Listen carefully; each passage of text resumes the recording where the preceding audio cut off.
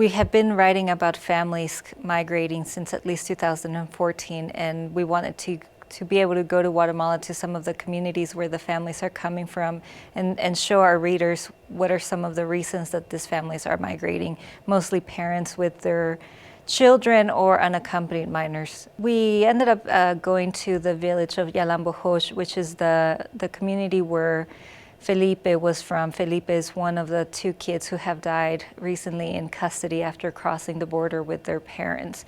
And his funeral was a month ago, and to my surprise, his death had not deterred anyone from migrating. You know, a complex kind of set of reasons why people are fleeing or seeking to leave. In those particular communities where it was because people wanted to give their kids a better education, because they wanted a concrete home, because they wanted to buy a bigger plot of land to grow, you know, coffee or do subsistence farming or make sure their kids had a place to live when they grew. They had given up that Guatemala could provide what they needed to have a dignified way of life.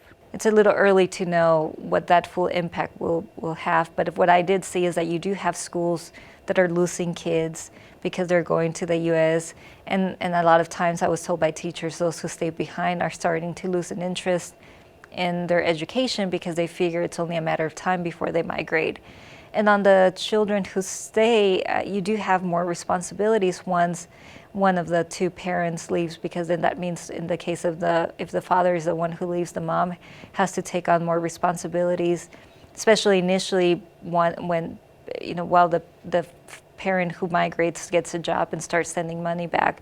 The pressure of having to go to the U.S., the feeling that you're not going to be able to make anything of yourself unless you migrate. Families start facing this cycle of debt that they accumulate while being in Guatemala, debt that they accumulate after paying smugglers to bring them to the U.S.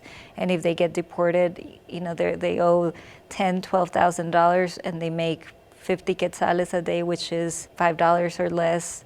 And so they see coming back to the U.S. as the only way that they would ever be able to repay that money. That shows kind of even if people are leaving for economic reasons, kind of the gravity of the situation they're trying to leave behind, and how it gets even more complicated with the issue of debt. When you see all of your neighbors going to the U.S. and building their nice houses and coming back and buying cars and plots of land, I think the pressure becomes very real to follow along.